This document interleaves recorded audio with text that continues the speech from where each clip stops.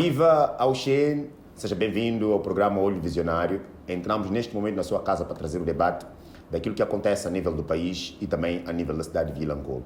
Para tal, trago dois vilanculeses que vão debater comigo dois assuntos no dia de hoje. O primeiro é o fato da semana, que tem que ver com a denúncia feita por um dos membros da Assembleia Municipal sobre corrupção no município de Vilanculo, envolvendo dois vereadores. Este fato da semana, vamos olhar na sequência o tema sobre a possibilidade do lançamento dos resultados. O acórdão que será publicado pelo Conselho Constitucional na segunda-feira sobre os resultados eleitorais. Que antevisão pode-se fazer deste acórdão? Quem realmente poderá vencer essas eleições de 9 de outubro naquilo que é a voz da Lúcia Ribeiro e quais são as consequências que pode trazer para o desenvolvimento do país? Para tal, trago Paulino Vilanculo e Dioclésio Cambula, que vão debater comigo este assunto, ou dois assuntos. Dioclésio, como está? À disposição para o programa. Está ótimo, bem disposto e pronto para mais um debate. Paulino, bem-vindo ao programa. Muito obrigado, Fidel.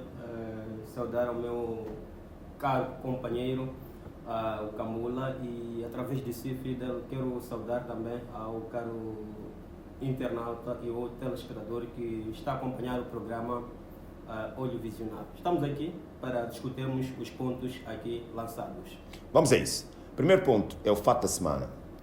O ilustre deputado da Assembleia Municipal, o Inhamir, vem e faz uma denúncia sobre atos de corrupção no Conselho Municipal. O que tem a dizer sobre esta denúncia a ser verdade? Que impacto pode ter? Bem, sobre o vídeo que circula desde a última quinta-feira nos grupos de WhatsApp, assim como no Facebook, eu por acaso acompanhei o vídeo e do membro da Assembleia Municipal de Vilanculo pela bancada da Renamo, José Binhamir. Primeiro, eu quero lhe parabenizo em que sentido? Por ter trazido, não sei até que ponto a informação constitui verdade, porque ele narra no seu vídeo que dos vereadores são indiciados de terem desviado 50 litros de combustível que estava destinado para ajudar um irmão nosso, que Deus o tenha, mas dentro do mesmo vídeo vi alguma arrogância por parte dele. Fala-se tanto de sigilo profissional. Será que se esgotaram todas as maneiras ou todas as formas de ele dialogar ou levar esse assunto primeiro para os membros da mesma bancada e de seguida para o próprio presidente do município? Eu acredito que se ele tivesse seguido esses passos todos, o município não teria tomado conhecimento daquilo que aconteceu. Não estou a dizer que ele não é para tomar conhecimento. Não estou a dizer que ele errou, mas é a forma como ele narrou os fatos. Falei com o presidente defende aos seus vereadores, então ali mostra alguma arrogância e um pouco parece estar a reivindicar alguma coisa. Parece um braço de ferro entre o próprio presidente do Conselho Municipal, João Nito Vilanculo, para com o próprio José Binhamir. Então, fez bem por trazer a denúncia para o conhecimento do povo, mas peca pela forma como narra os fatos. Até diz que o presidente está a defender aos vereadores. Eu penso que ele falhou por dizer isso aí. Sente que há algum problema dentro da Renamo a nível da cidade? Sim, há problema, porque no meu entender, de como eu avalio as coisas, parece que temos Renamo A e temos B. Dioclésio, o que tem a dizer sobre isso? Bom, antes um pequeno reparo. Os membros da Assembleia Municipal e Provincial não são deputados. Deputados só são os da Assembleia da República. Obrigado. Certo. Agora, olhando para o ponto, eu me alio à opinião do colega. De facto, eu penso que tinha que ter encontrado outra forma de gerir esta situação. Até eu não quero em algum momento desvalorizar o fato de serem 50 litros de combustível, mas eu acho que existem casos muito mais gravosos de corrupção, não é? Agora estamos a falar de 50 litros de combustível, eu não acredito que aquele alarido todo seja por conta de 50 litros de combustível. Parece-me que ele tem alguma mágoa, não é? Talvez ele não esteja satisfeito com a posição, tendo em conta que é um membro já conhecido há bastante tempo da Renamo e se vê em algum momento gerido, assim entre aspas, atendendo que o próprio presidente e os vereadores estão certamente uns degraus acima de um membro da Assembleia Municipal. Talvez ele se sinta desvalorizado, porque, tal como o colega dizia, eu não acredito que tenham esgotado os mecanismos de gestão deste assunto a nível interno. E outro sim é que estamos a falar de 150 litros de combustível. A questão minha é, será que eram necessários 150 litros de combustível daqui para Machis? Claramente esse combustível era muito. Pode também se assumir que os vereadores terão guardado estes 50 litros para uma possível eventualidade futura. Então não podemos correr para alegar desvio, corrupção. Pode ter sido num plano de contingência, ok? Pode aparecer uma outra situação, pouco tempo depois, para evitar ele pedir de novo, tendo em conta que pedimos uma quantidade assim considerável. Então, por que não gerir esta quantidade? Porque o que está em causa é acompanhar o corpo Machis. Acredito que era só uma viatura, ou talvez duas, já era suficiente. Eu não tenho viatura, mas tenho uma mínima ideia de que esta quantidade de combustível era suficiente para gerir, talvez duas viaturas, ir e voltar. Agora, pode-se assumir que este combustível era numa questão de contingência, guardar para uma ocasião qualquer, futura, um imprevisto qualquer, e não ter que ir pedir de novo, 2 semanas depois está a voltar a fazer o mesmo pedido. Então, ele foi de fato infeliz. Poderia ter encontrado outra forma de gerir esta situação, e dá a entender que de fato existe um divisionismo dentro da própria Renamo, que é mau, porque pronto, depois de tanto tempo a lutar, conseguiram alcançar o poder, e é momento para criarem as pazes, criarem harmonias fortes e de certa forma estarem mais unidos para o desenvolvimento da urbe, e não nos passar esta imagem de que são uma organização meio que fragmentada. Então ficou esta ideia para todos nós de que a Renamo está fragmentada. Isto está não é em problemas. exatamente. Isto não é bom para a imagem do próprio partido Renamo. Muito obrigado. E só, desculpa, Fida, permita-me ainda fazer alguma ligação. Ainda dentro do vídeo, o Eusébio Nhamer diz que acabou falando um pouco do presidente da Assembleia Municipal. Ele diz que o presidente da Assembleia Municipal acumula 2 cargos. O primeiro cargo é delegado distrital do Partido Renamo e assume as pastas do presidente da Assembleia Municipal. Mas pelas informações que eu tenho, a pasta do delegado distrital era para o Eusébio Nhamer. E ele negou receber esse cargo. Então, acredita que está a reivindicar neste momento. Não pode vir aqui dizer que o presidente da Assembleia Municipal acumula 2 pastas, enquanto uma das pastas era para ele e ele negou. Então significa porque que supostamente queria um outro cargo. Um outro cargo. Sim. E não dando. O que isso vai fazer? Qual é a solução? Não lhe dando esse posto, e tendo em conta que só tem 1 ano de governação o novo partido na posição, o que pode ser, o que pode se esperar deste partido nos próximos 4 anos governando a cidade de Vilangola? Atuar assim, claramente, vai desgastar de que maneira os munícipes, e vão nos passar a ideia ou a imagem de que não estão preparados para governar, e automaticamente incorrem o risco de perder as próximas eleições, claramente. É preciso estarem de fato unidos. É algum problema. Eu acredito que o Partido Frelimo tem tido tantos problemas, mas em algum momento são os outros partidos que vão lá despoletar esses problemas. Não podem ser os próprios lá dentro. Não estou aqui a defender corrupção, nunca. Mas é preciso encontrar formas de gerir, sobretudo quando são assuntos meio que irrisórios. Estamos a falar de 50 litros de combustível. Existem desvios acentuados, não é, que de fato deixam fragilizada a economia da situação financeira do próprio município. Não são 50 litros, isso foi um donativo, não são fundos do município, até onde eu sei foi um donativo. Então não é necessariamente isto que devia criar aqui um alarido. Então ele foi de fato infeliz, e eu acredito que o fato dele ser um membro já de muito tempo dentro da Renamo, e perceber que o próprio presidente, os vereadores são novos membros lá dentro, e conseguiram então pouco tempo a ascender este nível, isto certamente terá gerado alguma insatisfação, um conformismo, desculpa, e daí esta polêmica toda. Mas é importante que eles se reinventem como partido, atendendo de fato que eles têm ainda 4 anos de governação. Exato. Muito obrigado. Vamos agora olhar para o nosso primeiro ponto, aliás, o nosso segundo ponto da noite de hoje. Tem que ver com o acórdão que o Conselho Constitucional irá emitir no dia 23 de dezembro de 2024, referente aos resultados das eleições de 9 de outubro. É já na segunda-feira que saberemos quem será o próximo Presidente da República e quem será, ou qual será o partido que terá a maioria parlamentar no Parlamento moçambicano. O que tem a dizer sobre este acórdão que poderemos ter a possibilidade de acompanhar na segunda-feira? Que perspectivas pode-se fazer deste acórdão? Começo por si, Paulinho. Bem, todo o povo moçambicano está esperançoso. Já há bastante tempo que esperávamos, nós os moçambicanos, a promulgação dos resultados. As eleições foram realizadas no dia 9 de outubro, já lá vão 2 meses. Tivemos outros países que realizaram as eleições após a realização cá em Moçambique, mas já se sabe quem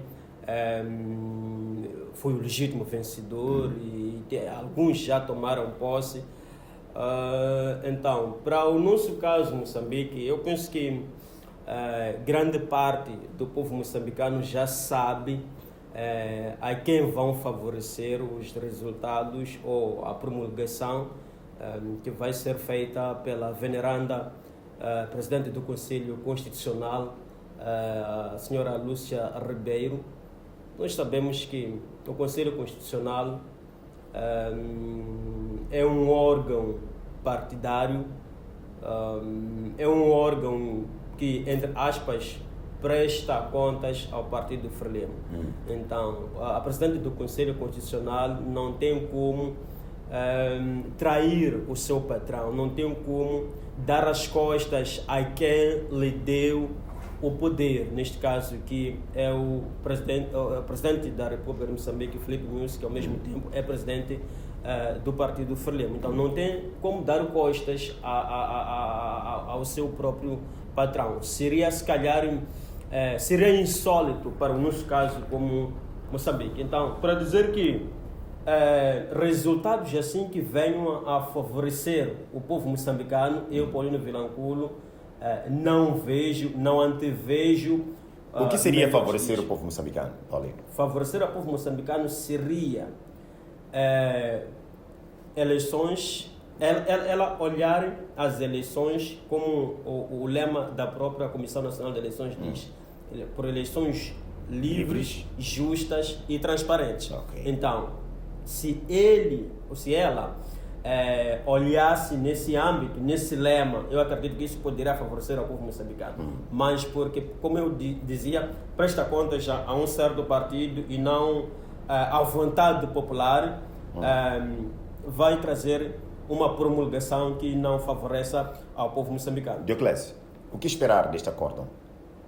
Bom, olhando para aquilo que tem vindo a ser os últimos dias, os encontros, as reuniões, tanto do Sua Excelência Presidente Filipe Jacinto Nyusi, com os diversos tratos sociais, olhando também para a inovação do próprio Conselho Constitucional, porque eu nunca havia visto isto, o Conselho Constitucional convocar partidos para reuniões, para tentar persuadir, aceitar os resultados. Olhando para esta ginástica toda, percebe-se claramente que aquilo que foi divulgado, ainda que quem divulgou, que é o senhor Matsinho, não é? O bispo Matsinho, olhando para essas incongruências todas e olhando para aquilo que tem vindo a ser os últimos dias, mesmo tendo-se assumido por parte do bispo que de fato aqueles resultados não eram fiáveis, não eram confiáveis, tendo em conta tudo aquilo que ele elencou como problemas relacionados com como é que diria, com falta de transparência, não é?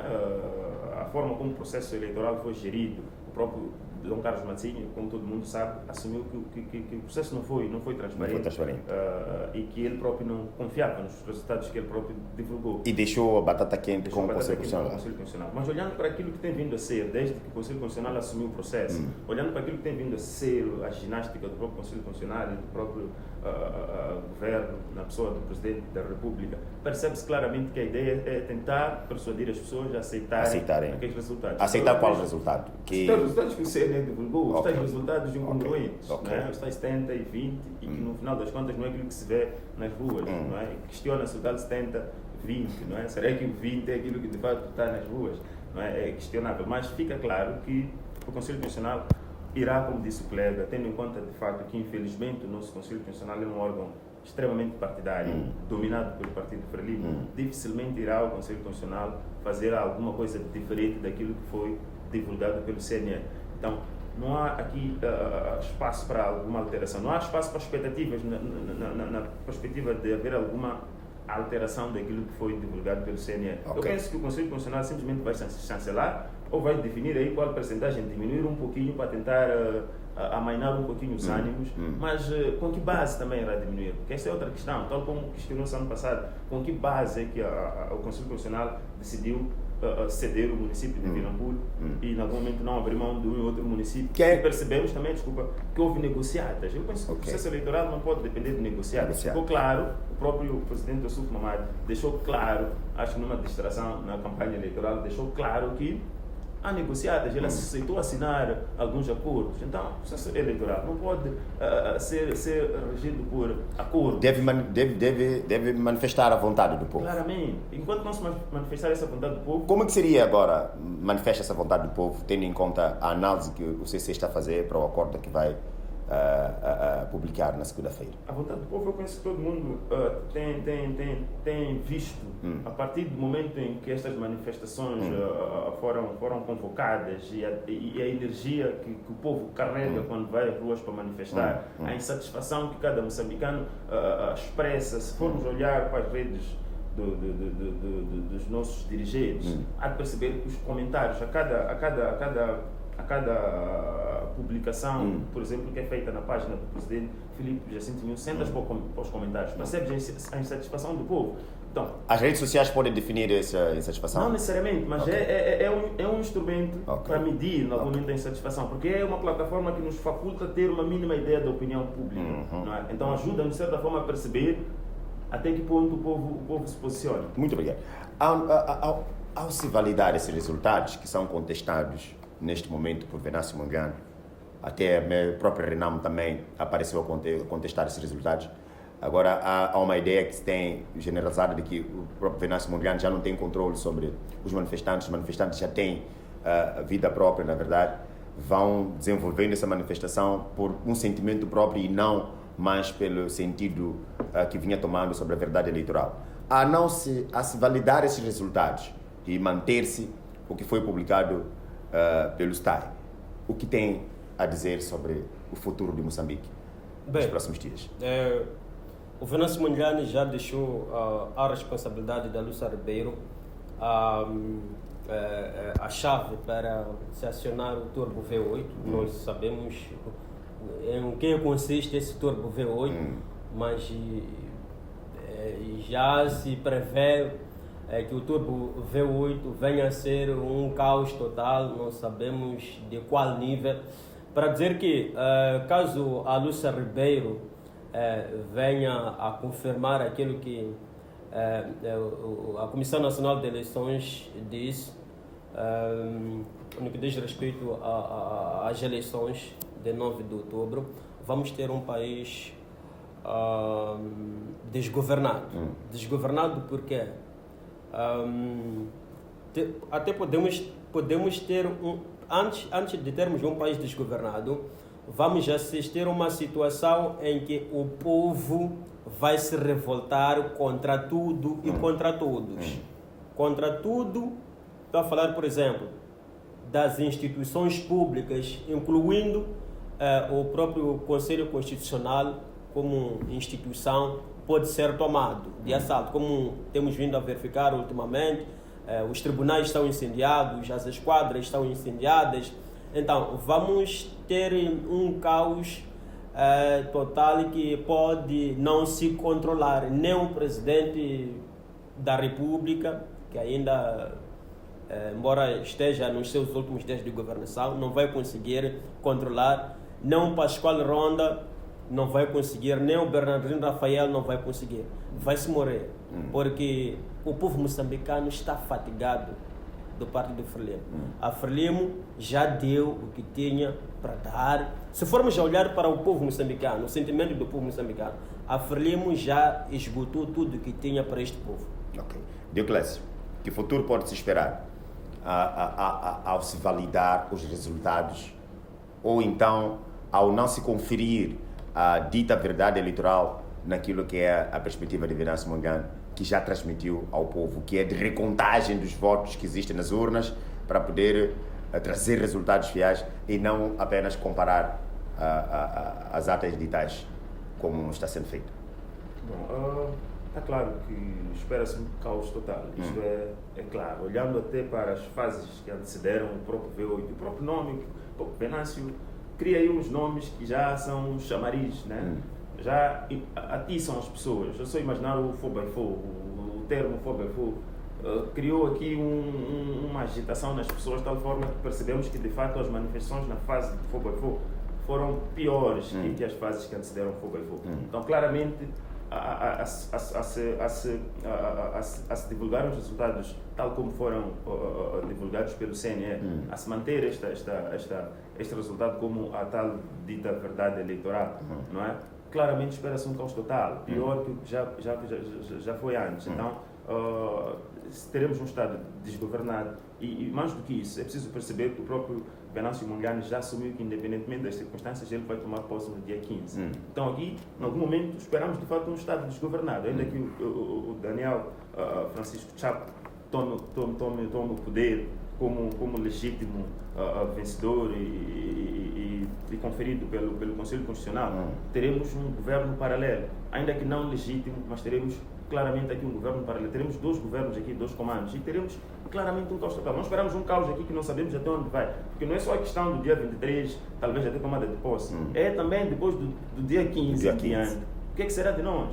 Aqui o que se antevê é, na verdade, uma guerra civil, infelizmente, mas nós temos de estar preparados para isto. Olhando para o ritmo das coisas, claramente espera-se aqui uma guerra civil. É algo que ninguém deseja, mas olhando para aquilo que tem vindo a ser a gestão deste processo, eu acho que não há, e sobretudo porque o povo, como disse o Paulino, está claramente desgastado, está cansado, está disposto, está extremamente disposto a ir às ruas, a criar pânico. Então, olhando para essas nuances todas, espera-se um país, é um autêntico mar de incertezas, mas acima de tudo espera-se um país desgovernado e num caos total.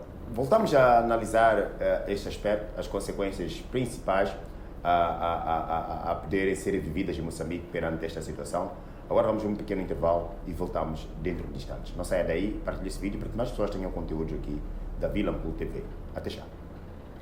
Bem-vindo ao canal Vilanculo TV. Acompanhe notícias, entretenimento e desporto. O nosso objetivo é manter o telespectador informado de tudo o que acontece em Vilanculo e no nosso belo Moçambique. Siga-nos nas nossas redes sociais, Facebook, Instagram, YouTube e Twitter. Não se esqueça de partilhar os nossos conteúdos para juntos crescermos. Liga-te à sua TV online. Ora viva, voltamos para a segunda parte aqui do Olho Visionário. Esperamos estar ainda a contar com o calor da sua audiência e sua companhia. Desde já, muito obrigado por fazer parte da nossa família. Deixe o seu comentário sobre o que gostaria que fosse a sua TV, a Vilanculo TV. Voltamos, e quando nós íamos ao intervalo, estávamos a falar do impacto que pode trazer o anúncio de resultados do acórdão que vai sair na segunda-feira do Conselho Constitucional. E depois eu aqui queria saber, já que diziam que teremos um caos total ou um país desgovernado, a pergunta que não quero calar é, será este caos uma saída pela porta de frente do Presidente da República, como mencionou na sua comunicação à nação no âmbito da quadra festiva? Começo por si, Dioclésio. Claramente não. Eu acho que ninguém desejaria terminar. Todo mundo quer sair pela porta grande, porta de frente. E não é possível, no momento em que o país está extremamente instável, não é? Terminar o mandato e acharmos que ele terá saído pela porta grande, não é? Então, certamente que, a meu ver, o desafio seria sempre tentar amainar um pouquinho os ânimos das pessoas, tentar normalizar o estado do país, para ver se em algum momento sai de cabeça erguida. Agora, conseguirá? Terá recursos e terá poder para o fazer? Eu acho que não. Eu sinceramente acredito que, olhando para o andar da carruagem, fica claro que não, porque não parece haver aqui uma vontade. Porque aqui está claro que isto tem a ver com a verdade eleitoral. Então, se de fato divulgasse aquilo que todo mundo espera que se divulgue, não tem como haver aqui uma tranquilidade tal que permita que o presidente Filipe Jacinto Nyusi... O presidente ainda pode sair pela porta da frente? Eu acho que já não há espaço para isso, não é possível, sinceramente falando. Talvez eu esteja a ser pessimista, mas olhando para aquilo que tem sido a dinâmica dos últimos 2 meses, fica claro, e olhando para a questão de isto ainda tender a agravar-se, fica claro que não há espaço nenhum, não há espaço nenhum aqui para que o presidente possa sair pela porta da frente, pela porta grande. Paulinho, o que tem a dizer sobre isso? O Presidente da República apareceu a fazer uma comunicação à nação no âmbito da quadra festiva e, por alguma forma, foi mencionando aquilo que foi a sua etapa dos 10 anos de governação. E dizia ele que saía com o sentimento de dever cumprido durante os 10 anos. Tendo em conta esta convulsão que pode se criar, aqui se antevê com a publicação do acordo da segunda-feira, pode-se dizer que o Presidente sai pela porta de frente? Ele foi muito infeliz no discurso dele. Dever cumprido estaria a se referir das matanças que acompanhamos ao longo da sua governação. Estaria a se referir da pobreza que instalou um pouco por todo o país. Se formos a olhar hoje em dia, temos muitas famílias pobres, mas o país tem tudo para ser um país estável. Tem tudo, olhando para os recursos que o país tem. Não faz sentido ao Fidel e ao caro internato que está nos a acompanhar que num país com todos os recursos tenhamos famílias que passam dias sem colocar alguma coisa no seu estômago. Então, para dizer que os 10 anos de governação foram infelizes, até ele dizia, de acordo com um dos jornais cujo nome me foge, pouco tempo depois de entrar para o cargo de Presidente da República, ia governar o país à sua maneira. Então, foi o que acompanhamos ao longo dos mandatos da sua governação. Eu não quero acreditar que não teve conselheiros, não teve pessoas que sempre lhe puxavam a orelha para ele poder se concentrar mais no povo moçambicano. Mas, infelizmente, ele não quis dar atenção ao chamamento que era feito pelos moçambicanos. Por exemplo, nós estamos aqui, estamos a discutir alguns pontos, é uma chamada de atenção que estamos a dar não só ao Presidente da República, mas a tantos outros dirigentes, para poderem mudar a sua forma de atuação. Porque se alguém é confiado para um certo cargo, é para desempenhar o seu papel da melhor forma. Comprometeu-se para fazer tudo por tudo que estiver ao seu alcance para trazer alguma melhoria na área onde é incumbida para desempenhar uma determinada função. Agora, quando chega no terreno e começa a dirigir as coisas da sua forma, então já está a se contrariar daquilo que disse no dia em que comprometeu-se ou assumiu o compromisso de desempenhar o papel que lhe foi conferido. Exatamente. Mas agora, faço a mesma questão que eu fiz ao Dioclésio de forma insistida. Ainda há uma janela para que possa sair pela porta de frente? Não existe esse espaço, Fidel. Não existe esse espaço. Se ele, vamos dizer que tinha algumas coisas por cumprir, tinha uma meta por cumprir. E se ao longo do seu percurso não conseguiu fazer da melhor forma o seu trabalho, não tem como sair pela porta de frente. Não tem como. Quantas mamanas hoje em dia choram pelo nome do Filipe Jacinto Nyusi? Quantos jovens hoje choram pela forma como o presidente Filipe Nyusi dirigiu este país? Quantos jovens no seu dia a dia, chora devido à forma como o Filipe Nyusi dirigiu o país. Então, ele não tem como sair pela porta de frente. Ele está a insistir, mas não tem como. Quem legitima a porta de frente é o povo. Este povo está gastado. Está gastado. Então, ele não tem como. Eu não sei se vai sair pela porta de trás ou vai voar como pássaro, não sei. Mas de frente não terá como sair pela porta de frente. Porque não criou condições para o efeito. Sim. Será o Conselho Constitucional responsável imediato, como se tem criado esta ideia, responsável imediato pela guerra que pode se viver no país caso o turbo V8 venha a ser acionado? O problema deste país é ter um único comando, quando os poderes concentram-se num único indivíduo, dá nisto.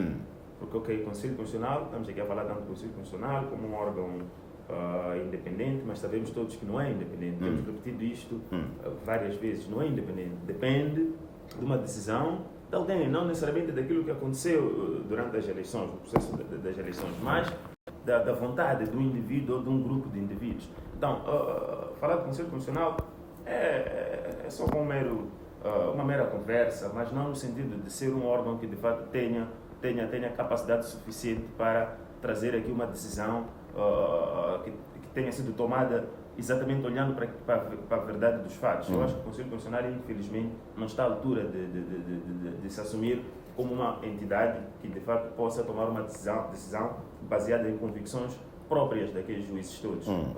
Então, enquanto este mesmo Conselho, é por isso que temos que rever aqui a nossa própria Constituição. Há muita coisa que tem que ser revista no próximo, independentemente de quem governar o país, mas é preciso rever muitas coisas. Esta questão de acumular os poderes num único indivíduo depois termina nisto. Agora, dizia aqui o colega, só desculpa por fazer aqui uma ponta, a questão do fato da insatisfação do povo moçambicano. Eu vou só citar algumas riquezas nossas. Sabe-se que o país, Moçambique, é tem a quarta maior reserva de gás natural. Gás natural do mundo. Está atrás de que país? Está atrás da Rússia, que é a maior potência, Irão, a seguir, Catar. Esses nomes são extremamente sonantes na arena global, como potências a nível global, E vem a seguir Moçambique. Estamos a falar de gás, e muitos desses países não têm mais recursos, Sabemos que muitos países da Ásia têm os solos da Ásia não produzem assim tanto. Há muito deserto lá, muitos deles dependem mesmo do petróleo ou do gás, para gerar riqueza, Agora, nós, para além disso, temos recursos florestais, temos madeira aqui para dar e vender. Temos terras extremamente aráveis. Temos 3.000 quilômetros de costa. E essa costa não é só para o turismo, Essa mesma costa, atendendo que existe a zona econômica especial, que inclui bons quilômetros, eu posso não ter detalhes sobre isso, mas apoia a costa para dentro do oceano, que é a área que está sob gestão do governo moçambicano. Todos os recursos pesqueiros que são buscados lá também ajudam para esta mesma economia. Temos pedras preciosas imensuráveis. Temos minas de grafite. Grafite é dos recursos essenciais para a produção dos carros elétricos do Elon Musk, que agora está preocupado. Temos carvão mineral. É tanta riqueza que tem em Moçambique para, de facto, perguntarmos todos nós, por que o país só cresce e esse crescimento não se traduz num desenvolvimento. Constantemente os nossos dirigentes, todos os anos, vão dizer que o país cresceu 5%. O país cresceu 7%. Porque a expectativa era de 7%, 8%, mas por conta de algumas situações aqui no meio, acabamos reduzindo essa expectativa de crescimento. Mas o crescimento é divulgado ano após ano. Mas as pessoas estão cansadas de ouvir falar de crescimento. As pessoas querem impacto direto no seu bolso. No bolso. O chamado desenvolvimento. Claramente. Isto tudo cria esta insatisfação total aqui para todos nós. E claramente não dá espaço nenhum para que o presidente saia da porta grande. E ele vem assumir, de facto, que o país cresceu, só que nós não queremos aceitar isto. Será que é verdade? Quando o país cresce, de facto, e nota-se, outro sim, é que não deve ser o presidente da República preocupado em evidenciar aquilo que foram as conquistas. Nós é que temos que reconhecer que, de fato, houve grandes realizações. Nós, o povo, é que temos que sentir e dizer, olha, o presidente fez um excelente trabalho. Não é o presidente a querer puxar isto e aquilo. Dizia o presidente, no início da sua governação, que não queria ser presidente de justificativas. Mas acho que está a se contradizer, porque no final das contas percebe-se que a governação está cheia de justificativas. Tanto é que fala-se tanto da Covid-19, porque em algum momento a Covid impactou ao mundo todo. Não existe país à escala global que não teve a situação da Covid-19. Então não podemos pegar a situação da Covid-19. E atenção, todos os países necessitados, pobres, tiveram até uma injeção de dinheiro para se reerguerem. Okay? Tiveram de quem? Daqueles países que foram devastados e que não tiveram injeção nenhuma, porque têm sua economia estável. Então nós tivemos uma ajuda significativa, que não justifica estarmos aqui constantemente a citar a questão do Covid-19. Nós estamos na costa, já sabemos que estando na costa estamos suscetíveis a ciclones e tudo mais. Então não podemos estar aqui também a nos defendermos muito dos ciclones. É preciso criar... E por que não temos a cultura de erguer infraestruturas resilientes a ciclones em zonas costeiras? Esse é um problema nosso. Depois ficamos aqui a nos queixarmos porque a cada ciclone queremos apoios, porque a escola é um ciclone de nada, 100 e tal quilómetros, devastou tudo. Por quê? Porque as obras também não têm qualidade. Mas o presidente vem dizer que, olha, construiu escolas de qualidade, mas são as mesmas que 2 anos depois são devastadas por ciclones. Mas a casa do indivíduo, ok? Casa do indivíduo que custou um valor talvez comparando a infraestrutura, ok? Fazendo uma comparação. A casa, exatamente, do Estado. Okay? Uma infraestrutura igual, construída por um indivíduo, por um singular, há de resistir a ciclones. Mas quando é do Estado, fica devastada. Mas a mesma obra pode ter custado 15, 20 milhões. O indivíduo aí, o singular, conseguiu construir a mesma infraestrutura, gastando cerca de, por aí, 4, 5 milhões no máximo. E a sua obra. Então, como é que vamos falar de qualidade? E depois vamos culpar os ciclones. Nós próprios sabemos que estamos numa zona propensa para isto. Então, acho que temos que nos preparar melhor. Então, em algum momento, acabou sendo um mandato de justificativas. Ok? Como questionou. Foi, de fato, um mandato... Ele não queria, mas acabou sendo, de fato, um mandato de justificativas. Muitíssimo obrigado. Vamos agora olhar para um ponto sobre este assunto do acórdão que pode sair na segunda-feira, aliado aqui à comunicação do Presidente da República. Soube-se que na semana finda o Presidente da República teve uma conversa telefónica com o candidato que reclama as eleições, Venâncio Mondlane. Que análise faz daquele contacto e dos resultados obtidos e da comunicação que Venâncio Mondlane fez logo após a este contacto telefónico? Bem, primeiro dizer, lamentar bastante, porque eu, na qualidade de ser moçambicano, esperava ouvir do Presidente da República de Moçambique o que é que dialogou com o Venâncio Mondlane, mas durante a sua comunicação à nação, na última quinta-feira, o Presidente da República só se limitou em dizer que teve um contacto telefônico que durou mais de 1 hora de tempo com o Venâncio Mondlane, mas ele não trouxe ao povo moçambicano como é que foi o tal diálogo, quais são os pontos abordados ao longo... Se existe uma saída para... Se existe uma saída a curto prazo ou não, tendo em conta que o Presidente da República de Moçambique, dia 12 de janeiro que se aproxima, termina o seu mandato. Então, dizer que o Presidente da República foi infeliz também, porque, no meu entender, na qualidade de ser o responsável pela nação moçambicana, o responsável número 1 pela nação moçambicana, tinha que trazer ao povo moçambicano que do diálogo que eu tive com o Venâncio Mondlane, candidato presidencial, há sim uma luz verde de que estes tumultos que temos registrado desde o dia 21 de outubro até cá vão ter o seu termo. Então, ele não trouxe isso aí, sinônimo de que o diálogo pode não ter produzido, okay? Pode não ter... Mas é responsabilidade trazer esta falta de produção? Ele, na qualidade de ser o Presidente da República, é o responsável. Tinha que, se calhar não entrou de acordo ou não concordou com os pontos elencados pelo candidato presidencial. Então foi por essa razão que ele não quis trazer em que consistiu o tal diálogo. E também porque ele disse na mesma comunicação que dialogou também com os demais candidatos. Então não trouxe em que consistiu também esse diálogo. Então, no meu entender, Não se espera praticamente nada sobre esse diálogo. não podemos esperar alguma coisa, Dioclésio, irmão. O tempo vamos de fechar. governação é muito curto. Vamos fechar, Dioclésio. Quero que olhe para este ponto em 2 minutos para podermos fechar. Qual é a sua visão sobre isto? Este diálogo terá tido algum resultado frutífero para aquilo que é a mudança dos tempos que se avizinham? Bom, quando da primeira ação do presidente nesta perspectiva de criar diálogos, ok? Eu lembro muito bem que ele começou convocando os candidatos, né? Já teria defendido na altura que de fato era expectável que esse diálogo fosse transmitido para que todos nós pudéssemos. Eu penso que não deve haver secretismo para este assunto, porque depois, quando há secretismos, começa a haver especulações, ok? Não temos como não especular nós quando trata-se assuntos da nação que inquietam a todos nós, porque este assunto não é de 4 ou 5 pessoas, não é dos candidatos, é de todo o povo moçambicano. Todo o povo moçambicano está ávido em ter respostas para tudo isto que nós estamos a passar. Então não é saudável que se convoquem diálogos, telefonemas e sobretudo para esta última chamada para o Venâncio.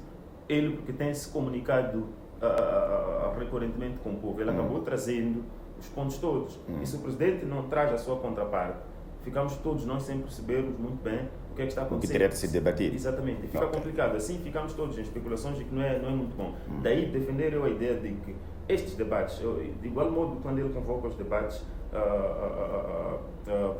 com a sociedade civil, e com os diversos estratos sociais, quando ele convoca estes debates, estes momentos de conversa, ficamos todos também na expectativa de ter como é que diz, os pontos, o feedback. Todos, o feedback, mas o que é que temos no final das contas? É um resumo e meio que mal contado e é um pouco chato, porque é uma situação que inquieta a todos nós. Era de bom tom que de fato pudéssemos. Eu lembro que numa dessas vezes, enquanto um jovem falava, eu acho que talvez o presidente terá se arrependido, depois acabou cortando e disse que o assunto tinha que ser a portas fechadas. Então é um pouco complicado quando se trata da vida de todos nós, atendendo que em algum momento as pessoas são convocadas para estes encontros. Sim. São basicamente pessoas que estão em Maputo. Mas esta questão inquieta toda uma nação, todas essas províncias estão preocupadas em ter resposta. Agora, não é porque convocou grupinhos, primeiro convocou, acho que a seguir os reitores das universidades, basicamente estão todos eles sediados em Maputo, vai convocando grupos, acho que convocou também o CNJ, então vai convocando grupos organizados, mas todos eles sediados em Maputo. Esta questão não é de Maputo, é uma questão nacional, ok? Acontece em Maputo, tudo bem, porque é onde a presidência está lá instalada, tudo bem, mas nós também queremos estar a par de tudo que está acontecendo. Então eu aproveito esta oportunidade para exortar o Presidente da República a entender que, olha, esta situação é da nação. É da nação, é de toda a nação. E não é um assunto isolado de Maputo ou de algumas pessoas que estão em Maputo. Muito obrigado. Olha, nós não temos mais tempo, mas gostaríamos de ficar aqui a discutir mais pontos sobre a situação política, econômica e social de Moçambique. E nós queremos marcar o próximo encontro para o próximo sábado. Para a próxima segunda-feira, sim, aqui no programa Olho Visionário. Então, não saia daí, partilhe esse vídeo e deixe o seu comentário para que possamos ter possibilidade de crescer juntos. Até a próxima.